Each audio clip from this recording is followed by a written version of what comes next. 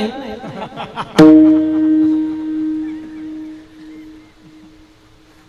40+ किंवा 40च्या कमी तशी क्रिकेटची पंढरी या परिसरामध्ये एकच मत रतनबुवा चषक, ज्याचे काही वेळेला आम्ही टोस उडवले. किंवा 40+चे अध्यक्ष अर्जुनभाई पाटील. आता मला हे नीट माहीत असतं 40+ जातं, त्या माणसाला ते कीर्तनात आणलं असताना बसवलं असतं. हां, पण तो चांगला श्रोता आहे, चांगला भजन ऐकणारा माणूस आहे अर्जुन भाई पाटील. ते 40+चे अध्यक्ष आमच्या परिसरामध्ये. त्यांची आई वारली तर भागवत कथा सतत बसून त्या माणसाने ऐकली. मला तुम्हीच करायची, मला ऐकायची. मला हे 40+च्या लोकांमध्ये तर फार प्रेम आहे.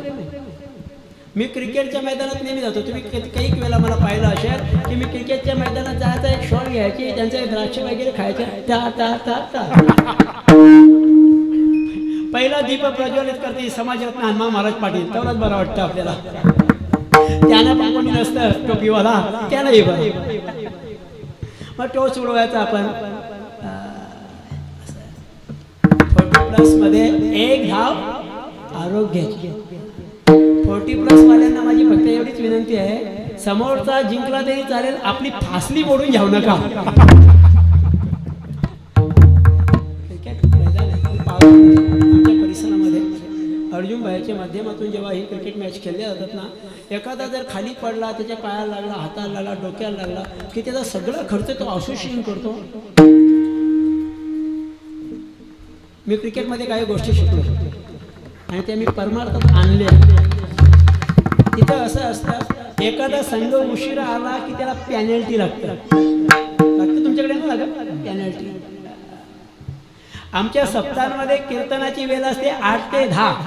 7:45ला विना उचलला जातो. 8ला कीर्तनकाराच्या गळ्यात पडतं. पुंडलिक महाराज असतात कीर्तनाला बऱ्याचदा. 10 वाजेपर्यंत कीर्तनकाराला काही बोलत नाही आम्ही. 10 वाजून 5 मिनिटं झाली तरी आम्ही काही बोलणार नाही त्याला. पण 10 वाजून 6 मिनिटं झाली की पॅनल्टी लागते. एक नोट कमी करायची मग त्याची. पॅनल्टी खोटे वाटत असेल तर कोरेगाव सत्ताचं याला बघा, लाईव्ह चालू आहे. एक कीर्तनकार 15 मिनिटं उशीर झाला, 1500 काढले मी त्याचे. तो म्हटलं पुढल्या वर्षी येणार नाही, तुला ठेवणारच नाही. वेळेला होतो मी वेळेवर आलो होतो. वेळेवर चालू नाही झाल्यामुळे मी पुढे गेलो. आणि आता काय जेवायचंच काम राहिले. पुढचे काही कार्यक्रम मी पाहिले.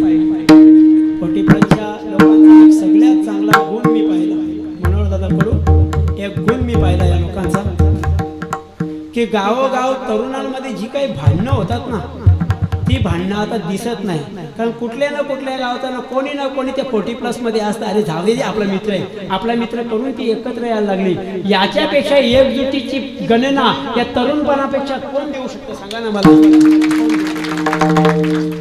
या वस्तुस्थिती आहेत त्यांच्यात जा. म्हणून कधीतरी वारकऱ्यांनी एखाद्या काल्याचा कीर्तन संपल्यावर तिथे जाऊन बघायचा, शॉल भेटेल फुकटची. लाईव्ह सप्ते अजून आपण लाईव्ह करू शकलो नाही. पण सकाळचा 8:35 पडलेला चेंडू किंवा रात्रभर चालणारे चेंडू सतत 4 कॅमेरे लावून ते लाईव्ह ठेवतो. आणि म्हणून आपण जे सत्य सुरू केले ते सत्य प्रत्येक क्षणाचा चित्रीकरण करतो. तर ते करू शकत असतील, आपण त्याचा गुंता घेऊ नये. आपण जेव्हा सत्य उभे करतो ना, तेव्हा या 40+च्या पोरांना हाताशी धरतो. आणि त्याच्या जर जोर जास्त असतं त्यांचा, मला तुम्ही काही घाबरता नाही, आम्ही बघू. कारण त्याला एका बॉलमध्ये 6 धावा पण काढता येतात. बरं ते जास्त आगावगिरी करायला लागली की आपण 9 बॉल बोलायचा. म्हणजे त्यांचा असो तरुणांचा वर्ग आहे. डॉक्टरकडे जायचं नसेल तर एक उपाय सांगितला, पाव को रखो गरम, पेट को रखो नरम, दिमाग रखो ठंडा. अब डॉक्टर आए तो उसको मारो दंड. पाय धावले पाहिजे. डॉक्टर सांगेल तेव्हा तुम्ही चालायला लागाल, धावायला लागाल. त्यापेक्षा खेळा. इतकी गुंगलेत ना. अजून एक मला असोसिएशनचा नियम आवडला. तुमच्या परिसरात काय माहिती नाही, त्यांच्यात भांडणं नसतात. ते आधीच सेटिंग करून असत बरं का. तुम्ही जिंका की मी जिंका, अर्धे वाटून घ्यायची ट्रॉफी तुम्हाला, असं असतं ना. ते आता अजून पुढचं पोल खोल व्हायची, त्यापेक्षा थांबलेलं बरं. मी तो माणूस आहे. मी क्रिकेट मैदानात पण राहिलो, मी सामुदायिक विवाह सोहळ्यामध्ये पण राहिलो, मी आंदोलनामध्ये पण राहिलो. रस्त्याच्या आंदोलन आता डोंबिवलीमध्ये बॅनर लागलेले आहेत. 135.25 करोड रुपये लोकांना मिळवून देण्याचा जो आंदोलन झाला 54 दिवसाचा. म्हणून दादा करू तुम्ही त्या आंदोलनामध्ये उपस्थित होते आमच्यासोबत, त्या आंदोलनात भाग घेतला. एका आंदोलनात माझ्यावर केस पण झाली. आंदोलन करायची आपल्या हक्कासाठी, माघार घ्यायची नाही. तुम्हाला माहिती आहे गर्भहत्या, गर्भपात करणे किती मोठं पाप आहे. जगातल्या सगळ्यात मोठ्या पापांमध्ये गर्भहत्याचं पाप आहे. आणि गर्भहत्येचं पाप होऊ नये म्हणून तो कायदा अख्ख्या देशाला पारित करण्याला कारणीभूत ठरलाय दिबा पाटील, ज्यांच्या जीवनामध्ये 5-5 वेळा आमदारकी, 2-2 वेळा खासदारकी, स्वतःचं घर नाही बांधू शकत माणसं. 12.5% नियमानं सगळ्यांच्या गळ्यात चैनी आणि अंगाखाली एकेकाला गाड्या उपलब्ध करून दिल्या. आणि ते आमच्या बापाचं जर नाव या एअरपोर्टला लागत नसेल तर आम्ही माघार घेणार नाही. ध्यानात ठेवा, आपला समाज संपवण्यासाठी किती यांनी प्रयत्न केला तर त्या दिवशी आपण विजयी असू ज्या दिवशी त्या एअरपोर्टला आपलं नाव असेल.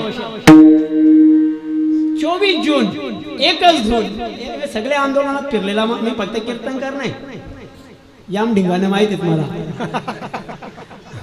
असो, पुन्हा एकदा या असोसिएशनवाल्यांना धन्यवाद देतो. अजून एक गोष्ट त्यांची मला फार गोष्टी आवडल्या की एकाच गावात तो उत्सव न करता प्रत्येक गावोगाव ते उत्सव करतात. कोणीतरी म्हात्रे परिवारातला तो मुलगा मला भेटला, म्हटला बरं कशी वर्गणी म्हणे आम्हीच करतो आणि कोणी